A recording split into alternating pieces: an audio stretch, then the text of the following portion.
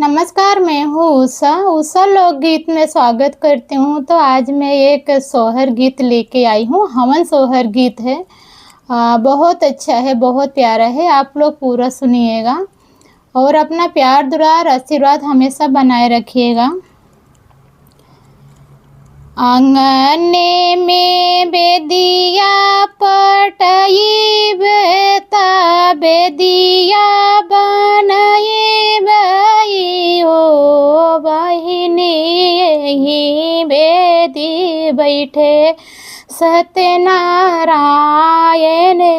ओढ़े पीताम्बर हो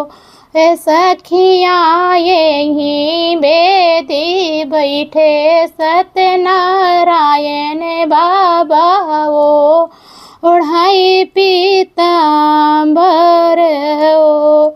आंगने में बेदिया पटाई बेता बेदिया बनाई बेता बेदिया बनाई बाई हो सखिया यही बेदी बैठे सत्यनारायण बाबा ओढ़े पीताम्बर हो सखिया यही बेदी बैठे सत्यनारायण बाबा ओढ़े पीताम्बर हो जऊ माई जनत्यु सत्यनारायण बाबा मोरे आंगने आई हाई मोरे आंगने आई हाई हो सखिया निहुरी निहुरी पाइया लगाते मांगना कुछ मांगते हो सखिया निहुरी निहुरी पाइया लगाते मांगना कुछ मांगते हो जऊ माई जनत्यु सत्यनारायण बाबा मोरे आंगने आई हाई मोरे आंगने आई हाई हो सखिया निहुरी निहुरी पाइया लगते मांगना कुछ मांगते हो सखिया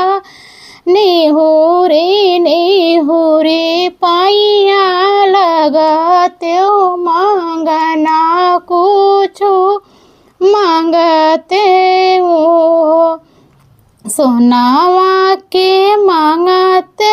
हर दिया स्वरूप वादहिया ये स्वरूप वादहिया ये सहो सखिया पुतवा मांगते नरियरा ये सधियावा ला मांगाए सहो सखिया पुतवा मांगा त्यो नरियाला धिया वाला मांगाए सहो हो बहिनी पुतवा मांगा त्यो नरियला ये सधिया वाला मांगाए सहो खा करबू सोनावा हर दिया स्वरूप वादहिया ये सहो तिरिया का करबू पुता वानरियरा ये सधिया वाला मंगा ये सहो ओ तिरिया काऊ करबू पुतावा नरियरा ये सधिया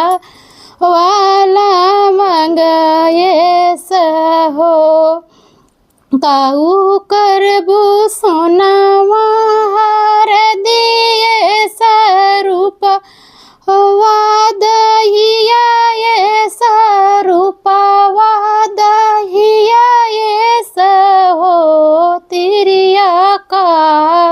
करबू पुतावा नरियरा ये सधियावा लवंगा ये सहो तिरिया काऊ करबू पुतावा नरियरा ये सधियावा लवंगा ये सहो सोनवा त मांगे हमें धन्यवाद रूपवा ब्योहरे बदे रूपवा ब्योहरे बदे हो सखिया पुतावा त मांगे आगमा बदे धियावा धरमा बदे हो ओ सखिया पुतावा त मांगे आगम बदे